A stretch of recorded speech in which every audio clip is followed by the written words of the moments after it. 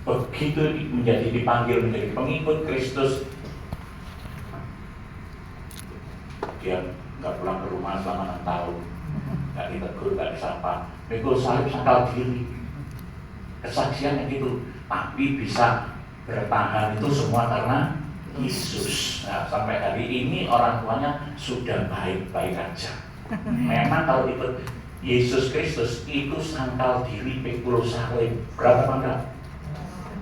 Yang ngomong berat nanti salah baptisannya nanti tak baptis. Ya, pikul aku yang aku pasang bantu apa? Ringan apa berat? Ringan. Bersama Yesus Kristus itu pasti ringan. Istri saya tuh tadi malam nggak bisa tidur kira yang kita melalui yang semua bisa orang nggak bisa waktu COVID nggak bisa begini, kita bisa begini dan kita begini. Oh, perkenanan Tuhan itu keren ya. Keren, perkenanan Tuhan keren. Anak sampai sekarang sekolah di sini, duit dari mana itu semua. Dan istri saya semenjak jadi orang Kristen, kliniknya 2, dia dulu dokter kecantikan di Miracle, dokter kecantikan di Esther. Begitu tahun 2010 buka sendiri habis. Begitu ikut Yesus Tuliongto, tahu Tuliongto? Habis bangkrut. Supaya apa? Istri saya kenal saya seorang pendeta, jadi apa? Enggak. Dia nggak jadi dokter kecantikan, wah orang ini sepatuan jejet ngarep rong, jejetnya orang apa 12 cm gitu loh. Ya, tapi begitu sekarang menjadi rekan, dipilih menjadi rekan sekerja Allah, dia keliling sama saya, menginjil kemana-mana. Sampai ke Malaysia, di Malaysia ya, istri saya sekarang mentor. Like dulu cengeng dulu, apa-apa nggak lebih apa-apa takut. Sekarang dia nggak diberi roh ketakutan, roh yang baru yang gagah berani memberitakan Injil. Boleh tepuk tangan buat Tuhan Yesus. Dipilih, makanya kita harus menyadari kalau kita dipilih Tuhan Yesus itu kita harus senang. Karena kita dipilih dari imamat yang rajani. Imam itu panutan, contoh, teladan. Rajani itu punya otoritas, punya kuasa. Bukan karena tadi ya, makanya tadi gak apa-apa ya kita perjamuan kudus di rumah atau apa ya. Tapi kita ini, mulut kita ini penuh kuasa. Bukan karena Allah, mulut kita ini penuh kuasa. Karena kita dipilih.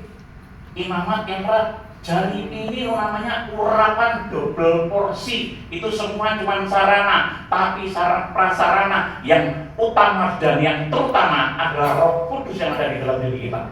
Makanya kita ini jadi orang Kristen ojo banyak ngomong, banyak mendengar firman, direnungkan, dilakukan. Tapi orang Kristen harus menjaga, dituntut mutlak kekudusan. Kuduslah kamu sebab aku kudus, katanya. Kita ini bait Roh Kudus. Kalau kita ini bait Roh Kudus, ngomong sak ngomong mandi. Wong Jawa ngomong sabda pandita ratu. Amin. Iya, istri saya sampai ngomong kemarin anak saya, nah ini sama dia tendang-tendangan. Jangan habis ibadah kok tendang-tendangan, engkau sikile cangkem. Bener ngomong gitu baru belum mikem. Ngomong sama mamanya, mama lihat kakiku pukul jol, dan gitu loh, ngomong itu loh, jolek kayak gitu loh, begitu tuh keceplos, makanya kita hati-hati. Wong Kristen itu dadi wong Kristen, sing hati-hati, ojo misuan, ojo tukang ngrasani wong. Saya malam biar tukang miso, tapi sekarang lagi ketemu miso gitu, walaupun jari ikut tank atau apa, rasanya hati saya itu gak enak. Karena apa? Menjaga kekudusan.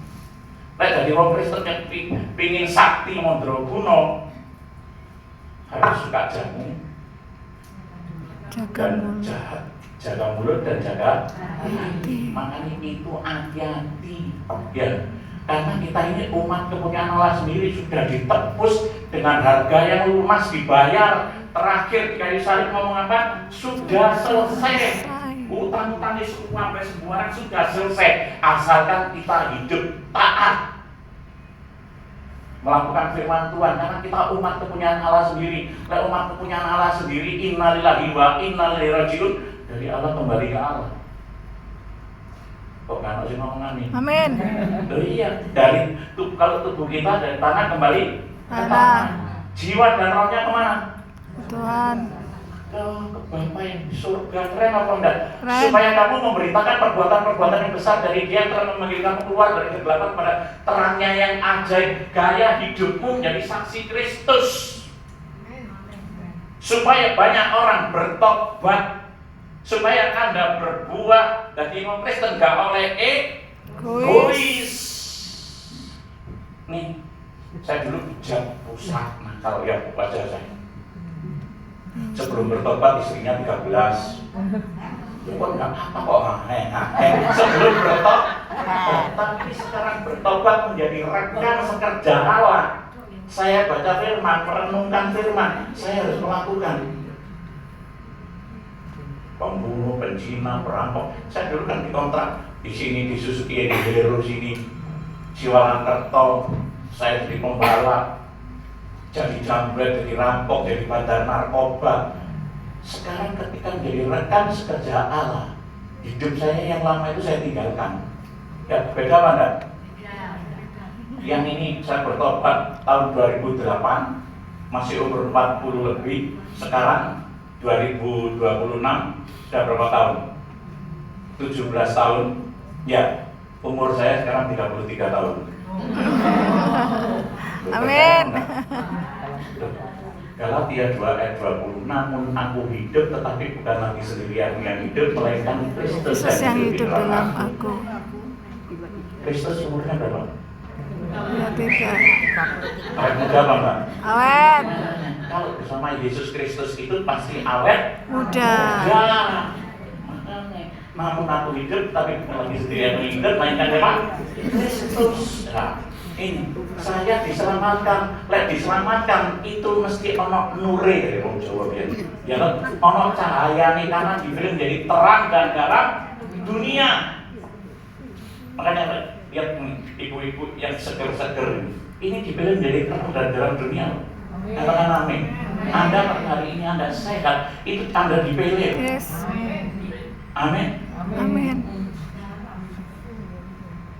Saya latar belakang dari orang bejat rusak karena saya sakit hati dengan orang tua saya. Sampai hari ini pun saya tidak pernah ketemu dengan orang tua saya dibuang. Orang tua saya laupan, tapi walaupun laupan, tapi saya nggak pernah dapat yang namanya tati tayang. Apa? Apa? Kasih sayang. Saya nggak salah dengar. Tati tayang. Apa?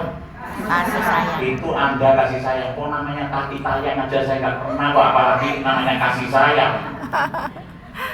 Saya sejak kecil sudah dibuang, saya hidup di tempat pelacuran, saya masih main SD sudah tidur sama pelacur, sudah narkoba, sudah nggak karuan. Zaman ini terus itu saya sudah nggak berani muncul, bejat rusak. Tapi kalau hari ini berdiri di tempat ini, itu semua karena rancangan Dia, tidak ada rancangan kecelakaan, rancangan damai sejahtera kita.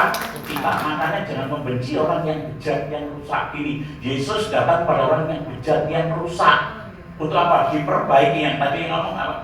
Tidak menginginkan satu orang pun binasa, melainkan beroleh hidup yang kekal. Terus kalau mau beroleh hidup yang kekal bagaimana Pak? Nah, kekristenan itu bukan agama, tapi sebuah proses. Katakan apa? Proses. Proses. Di proses itu berat apa enggak? Berat, sakit. Katanya cita-cita itu sakitnya di sini dan di sini, di sini. Sakitnya tuh di sini, bener nggak katanya cita-cita, tapi saya nggak pernah tahu gitu ya. Tapi memang benar, kekristenan itu sebuah proses supaya kita ini diproses supaya seperti apa? Emas yang murni.